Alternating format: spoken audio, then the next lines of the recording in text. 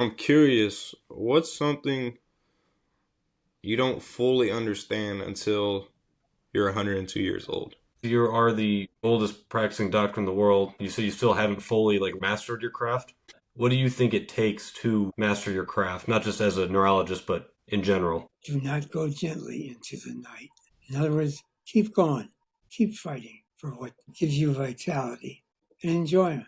Welcome to Code of the Craftsman. I'm Ben Cowan here with Jay Briggs Jr. It's a podcast we created to decode the art of mastering your craft. Before we start, be sure to subscribe to our email newsletter list, which you can find on www.codeofthecraftsman.com. We're also on Instagram at Code of the Craftsman. Follow, master your craft with us, one conversation at a time. With that, let's get into the conversation. Hope you all enjoy.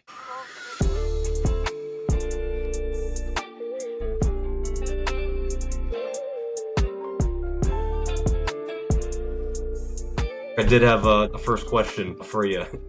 Obviously, a lot of reasons that we wanted to have you on. The Guinness World Record holder for oldest practicing doctor in the world, and you also have something in common with Travis Kelce. From what I understand, you're both in the Cleveland Heights High School Hall of Fame. You said in your Hall of Fame speech, I saw a little clip of you on TikTok. You said it took you 83 years to get in. It took Travis Kelce 10 years. So the first question I want to ask you is what took you so long? Yeah, well, because I think I led an ordinary life.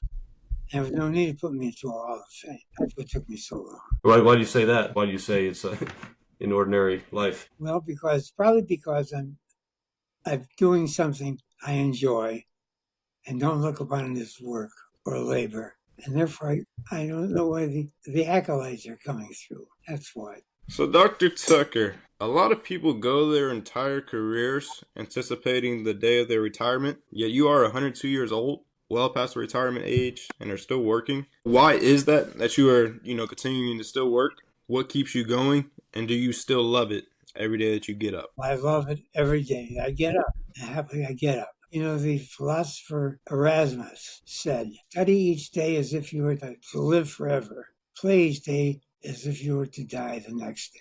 And I think that's beautiful. I think it's right. You work and study all the time, something. When did you decide to not retire? Did you ever, think about retiring, or when did you have a moment where you said, I'm not going to retire? No, I never thought of it. Why not? Because it's fun, intellectually stimulating. I like the camaraderie and the relationship with people and patients. So why would I want to stop? I have an enthusiasm and happily my health, which are core. Dr. Tucker, just a little bit more about being a neurologist, as long as you have been.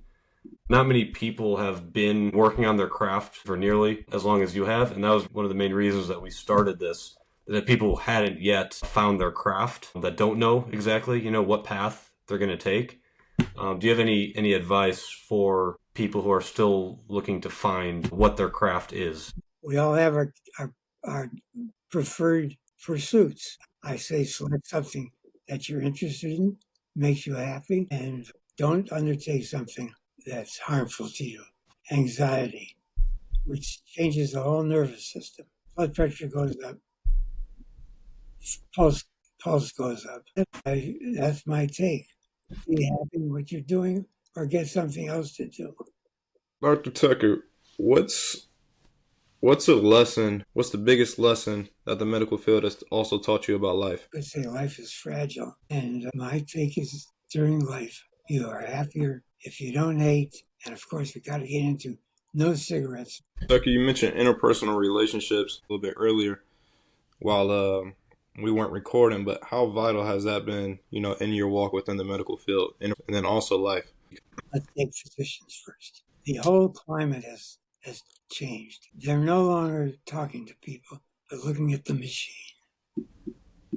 And doctors don't talk to each other. I was in the old school. When I'd see a patient, I'd call the doctor and say, listen, here's what I'm thinking. But at the same time, we would joke and be convivial. Now I call a doctor about a patient, you can tell they want out. They don't want anything to do with your conversation. They want to be in the computer. I thought I would go back to something you said earlier that was pretty interesting. So you are the the oldest practicing doctor in the world, as we said, still, working on your craft. You said you still haven't fully like learned everything or mastered your craft. So given that, what do you think it takes to master your craft, not just as a neurologist, but in general? It takes hard work, being thorough, sorting out the literature. I'd go to national meetings, and the speakers would be people who work mainly in research. And I walk away from the meeting feeling that I know most of what they're saying. So I feel comfortable keeping my knowledge up and concentrating on the patient care. I also want to add, on top of all the great accomplishments you've had within the neurology sector, you also, I don't want to leave out that you passed the Ohio bar exam at the age of 67. I think that's incredible within itself. I think it also serves as a testimony to show and tell others that it's never too late to accomplish a goal. So for those people who think, hey, it may be too late for me to go back to school, or it may be too late for me to do this and that, what would be your advice for them, given that you were able to accomplish the Ohio bar exam and become a practicing lawyer at the age of 67? I say, just don't rationalize your age as a barrier for progressive learning. And yeah, I hear this all the time. 35-year-old people will say, I would be interested in going to med school, but I'm too old. They're not too old. You have to want to. Why did you want to in the first place at that age when you were already a practicing, prominent neurologist? But I want to go to law school Yeah. for the fun. I was doing a lot of medical expert witnessing, and the law intrigued me. It was fascinating. So I went to law school to enjoy the fun of it all. Certainly, certainly. Dr. Tucker, I'm sitting here and I'm listening to you pour out all this information, and I'm curious, what's something you don't fully understand until you're 102 years old? Well, I think you have to say you're either blessed or just good luck. There's no magic formula. I used to, as a joke in being jocose, would say, for long life, wine, women, and song. And everyone would laugh. Wine helps with your cholesterol. Song, and I don't care if it's a woman or a man, there's no magic formula. You say there's no magic formula, but tying it into the code of the craftsman part of it, would you say that having a craft, which for you was being a neurologist, being a lawyer, would you say that that also plays into the longevity factor? Would you say that that's kept you alive, not only alive, but also vibrant? I think it does. It's fun to stay up on medicine as well. I still look at medical books and get into the computer, oftentimes with the help of my grandson, Austin. Keeps your mind alert, sure. I don't know, they talk about exercise, for example, of your arms. The biceps tightens up. And they say that you exercise your brain, it helps. Right. Out of curiosity, why else do you think it's so important to have a craft that you're working on? Because it gives you pleasure, stimulates your mind, and therefore, I think, prolongs your lifespan. Staying active, staying productive. Dr. Tucker, as you look back, what do you find to be the most meaningful experience of your life? If you had to choose one, what would be that most meaningful experience that you look back on and it's like, without that experience, I wouldn't be the person I am today? It's the case of the Sleeping Beauties, which became national prominent and internationally prominent. The little girl unconscious, and this kept going. And the crib in which the crib was covered with medals, religious medals. And they called in a pediatrician who was encyclopedic. And he would usually call me, since at that time I was the only board certified pediatric neurologist as well. Usually would call me and say, I think I'm looking at name some rare disease. And he'd be right. This time he called me and said, I can't figure this out. You better go see this kid. Well, neither could I figure it out. And I decided to send the child to New York, where she went before the head of pediatrics, the head of internal medicine, and the head of neurology. And then none of them figured it out.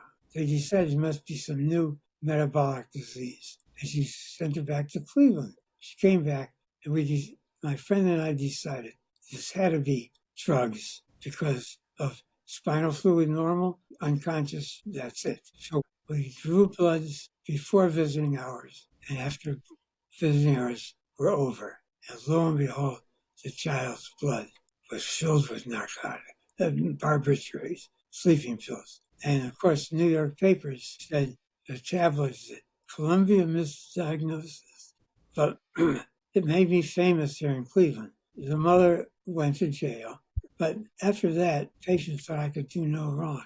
One pediatrician from Germany went back after World War II, after the Holocaust, and they said, "Where are you?"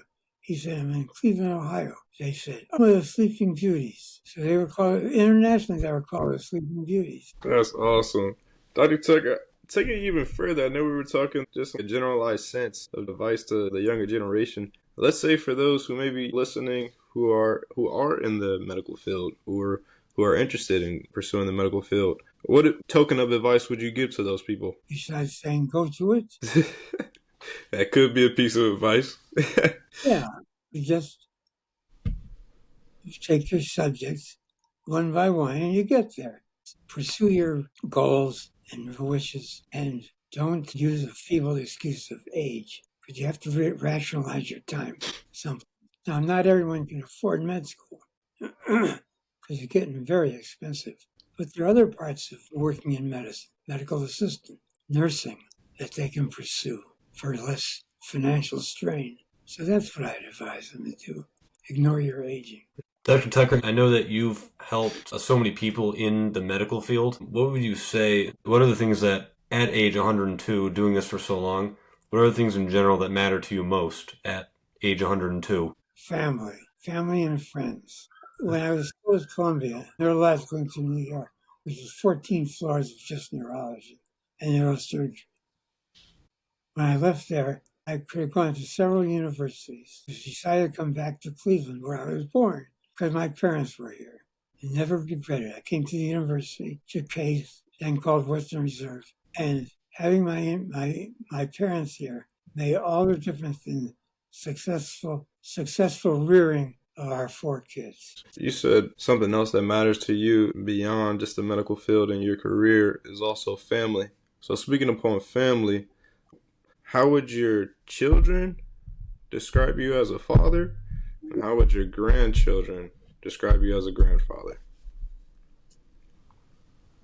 I wouldn't know, but How would you hope they describe you? Austin, if you wanted to, chime in, how would you describe your grandfather, Dr. Howard Tucker? Other than when he's done with his medical career, he can go off to Hollywood.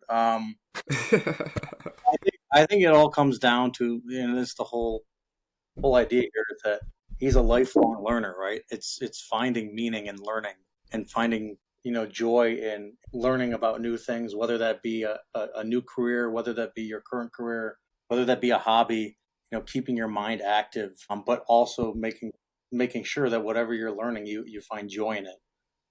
It's that, like, if you love what you're doing, you never work a day in your life. that's right. And I think that really defines Grandpa, whether he's he's no longer seeing patients full time, but he's still enjoying what he does. Talking to medical and law students at Case Western, or advising on medical legal cases, and just even staying up with the research. He enjoys it, and finding new challenges. Maybe you can talk more to this. You don't necessarily enjoy technology, but you like the challenge of it. I think that's what keeps you wanting to learn more about it and stay. You want to stay relevant, I think, is my viewpoint here. And I think just his drive to always learn and always keep his mind young and mind sharp is how I define it. And kindness too. You never meet a more caring. Well, flattering. Computers are very challenging because it's built into me. I had a woman in the office with a 4-year-old child. I said to this woman, "Now, would you like this in the form of a capsule or a tablet?" She said, "Tablet." 4-year-old said, "She's talking about a computer tablet." iPad kid. They're for me too, computers. So, And my medical assistant at the Cleveland Clinic, she was a whiz at computers. And I said to her, "How'd you learn so much?" She said, "They gave us computers in the 3rd grade." I said, "Well, why don't you tell me the name of the book they gave you?" "No." gave us computers to play. So that's what I have to contend with every day. Nothing feels natural about the computers, but I accept the challenge. Kind of streamline me into the follow-up question that I have for you, Dr. Tucker. We talked a lot just in regards to like the triumph aspect of it, but also how about those trials and tribulations and along your journey? I know it hasn't always been glitter gold. How have you been able to wrestle with those adverse moments and be able to overcome those? You don't dwell on their concept of you as a failure. You just go ahead and look for something else, another avenue. But that's it. You don't have to dwell on it. What would you have said if you were told when you were younger that you'd, not only live to 102, but also be a source of inspiration as to how to live a meaningful life? What would you have said if you knew that, this is how it would play out, and that you'd have a movie about you? What would you have said about all that? Say about all that, undeserved. Probably because I'm so happy in everything I've chosen to do, med school, law school, that it's never been work. So I just enjoy it all. I would tell people that same thing. Enjoy what you're doing. Would you have guessed you would have been practicing up till this age? Made it to 102? I don't know if I'd make it to 102, but I never thought of dying either. And I just knew I'd stay busy. Dylan Thomas, poet, Welsh, but in Greenwich Village. And he said, do not go gently into the night. In other words, keep going. Getting back to Erasmus, study each day as if you were to die tomorrow. And that's what Dylan Thomas said. Do not go gently into the night. In other words, keep fighting for what gives you vitality, and enjoyment. Sure, grandkids and kids are wonderful. My favorite bumper sticker, treat your children kindly. They choose your nursing home. And I think that's such a perfect bumper sticker. And Clearly. Isn't it right? So That's awesome. Yeah, and not just 102, obviously, still going strong. And I also want to, make proper mentions to your movie called What's Next. I got to watch. I was fortunate. I got to see it. Really entertaining. A lot of jokes and great moments. But there's also a lot of valuable insight that I took from that. But from your perspective, what would you hope that people take from watching that documentary about yourself? And also, I know you were very, very involved with it and producing it. Feel free to answer as well. Well, people say that I'm an inspiration. Of course, I don't know why. And I mean that. But I would tell them to take away, pursue your goals, pursue happiness in what you're doing, and stay productive. And that's it. Yeah, I'd have to agree. I don't think, this documentary is not geared to one group of people. It's not to people who are older that want to keep working. There's a little bit of something for everyone. We're hoping that everyone can find some joy or find some inspiration to just continue doing what they love or finding their passion. And whether that be, still working at 80 or 90 or even 100, or whether that be picking up a new hobby, or trying to figure out what you want to do as a young person. Just find what you want to do, and once you find it, run with it. Yeah, absolutely. And it was, really, really well done. I know the production, the editing, every part of it, thoroughly enjoyed it. Critics of movies and documentaries are excited about this documentary. They did a splendid job. These two neophytes, beginning their first production, they've been accepted at documentary film festivals. I understand in New York there were 2,000 entries for 45 acceptances, and I have to hand it to them. And that's being a good grandparent, enjoying all your kids. And your sacrifice to put up with our filming. Okay. Document you for over a year. Certainly. Now, Dr. Tucker, we always like to end our podcast with the question, what does being a craftsman mean to you? Well, what does it mean to you? Ooh, I like how you flipped that question on me.